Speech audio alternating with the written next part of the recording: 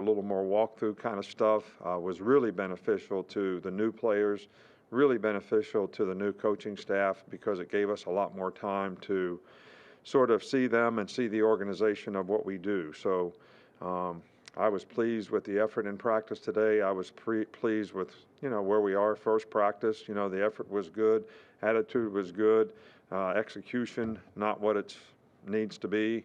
All right, but that's why we have practice. That's why we need to practice. And I kind of challenge the individuals on the team and say, are you going to be individually accountable, all right, to do all the things that you need to do to be able to do your job?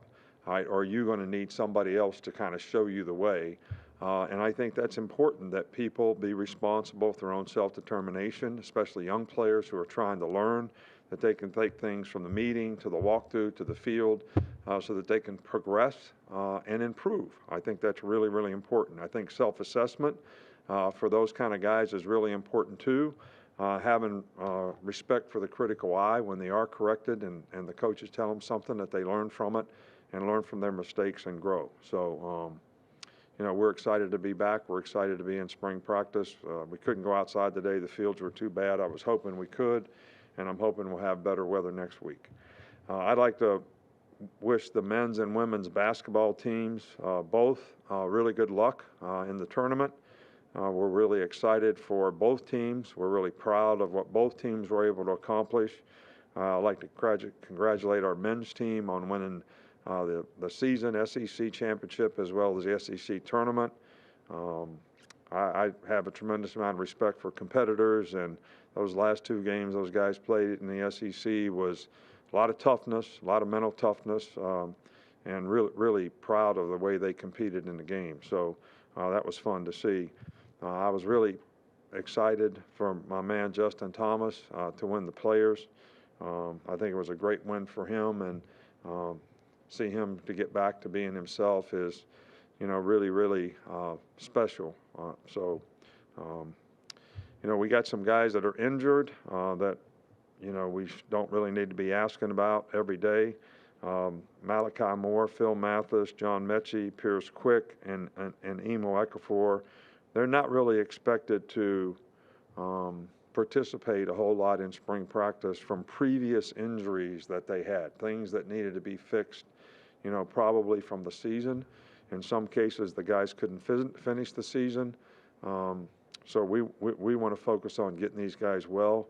A lot of these guys have played a lot of good football around here, and they really don't have anything to prove here in the spring. So, better for us if we can give more reps to somebody else and let them develop. Trey Sanders is actually doing some work. He does some individual work. He's making really good progress. He can dry land run now. He's not 100%, but he's getting there, and we're very happy with the progress. He's had a tough road to hoe, and he's had a great attitude about it, and he's worked hard, and we're really, pleased. The new coaches are, doing, I think, really well. I think it's been a transition a little bit, and we've spent a lot of time working together on offense to, implement some new ideas, as well as for the new coaches to learn the system, that we had here before, and try to improve on it. So I'm really pleased about that. Defensively, we only have one guy, and Jay's done a great job. He's really smart, and he's learned quickly, and he's added some things, for us, which has made us better. So, we're really happy about that. Okay, we'll get things started with Charlie Potter. Charlie, go ahead. Hey, Coach, just want to ask you about Bryce Young and just how much or where did you see him make the most progress last season? Well, I think that it was, I've said this before, we wanted to play Bryce more last year. Probably didn't play him as much as we wanted or would have liked to, a little bit because we were playing 10 SEC games and we didn't have any other games that, we could sort of work him into more. But I thought he did a good job. I thought, at times he was feeling his way out there, not playing with the kind of confidence that we would like for him to play with, but it's a part of his development, and he learned from it, and he's been much better in practice, like today. And this was the first day we could actually throw, and I thought he did a good job of throwing. The players been throwing on their own, some, which we don't get to see.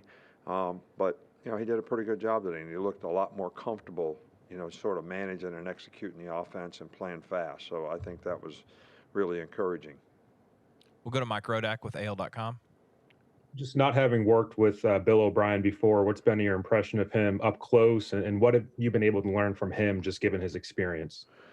Well, I think Bill's a really, really good coach. He's coached with some really good coaches. He's had some really, really good success at what he's accomplished and what he's done. I think it's really difficult when you have somebody come in and try to learn our system, which he has done a really good job of, to try to implement that system and then tweak it where we can fix it and make it better based on the quality control that we did last year. But the big thing I've tried to emphasize with the new coaches, it's kind of human nature to want to come in and make an impact and do something that's great. We just need you to do a good job of coaching our players, getting them to play the best that they can play, getting the players to understand our system and what we do in a really positive way. And, there's no expectations. We shouldn't be making comparisons to what we did last year on offense and how we're going to be next year on offense. I think the focus needs to be on how do we get the players that we have to be the best offensive team that we can be, and we all work together to try to do that. And so far, that's worked out really well. We'll go to Aaron Suttles with The Athletic. When you examine the defense from last year and you did some quality control work, what are areas that you want to see improve so the defense can be more like Alabama defenses of old that you've had in the past?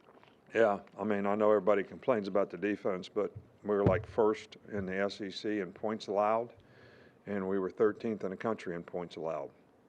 So I think, what people visualize as good defense is a little bit different now than it used to be.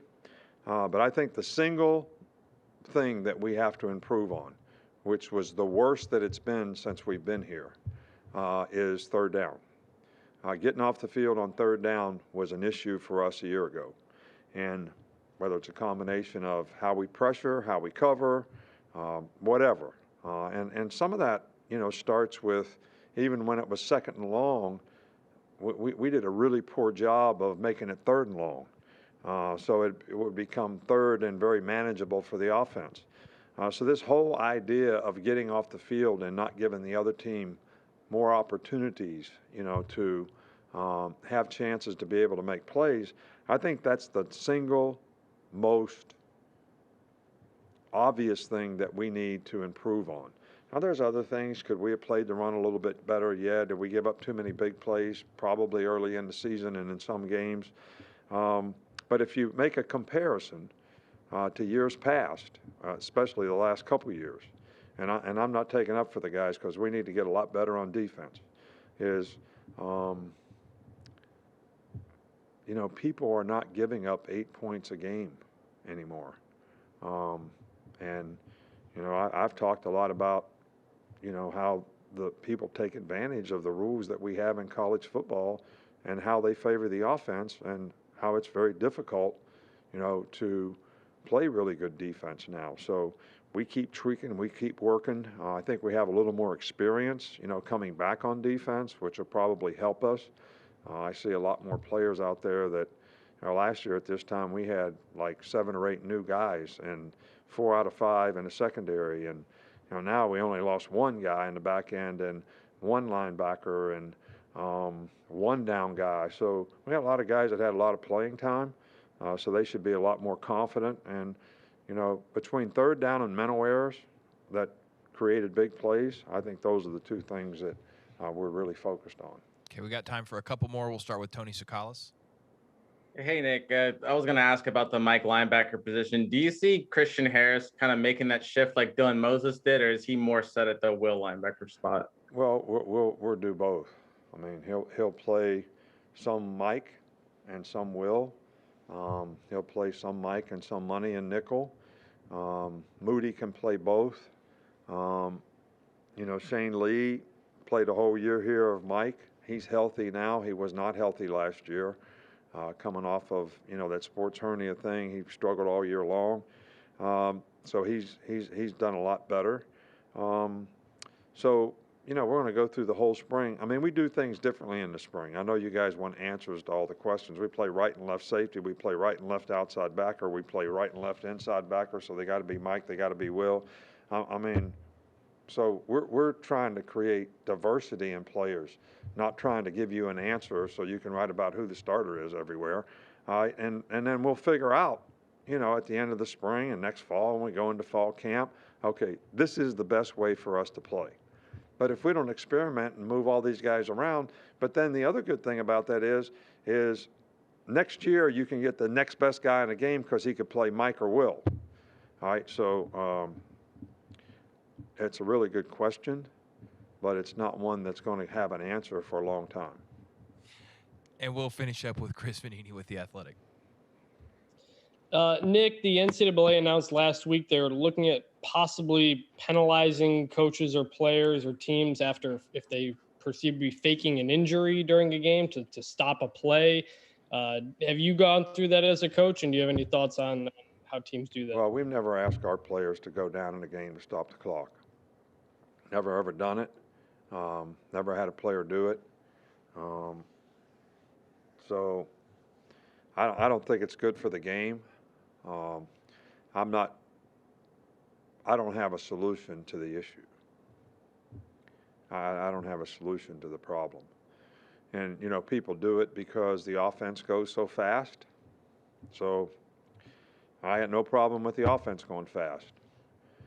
So, we don't think it's important to control the pace of the game and how many players a player has to play, at a fast pace. And, we talk a lot about player safety and a lot of issues. We don't think that's an issue. So I don't have a solution for, what we should do to remedy that. But I don't think it's good for the game. All right, Coach, thank you. All right, thank you.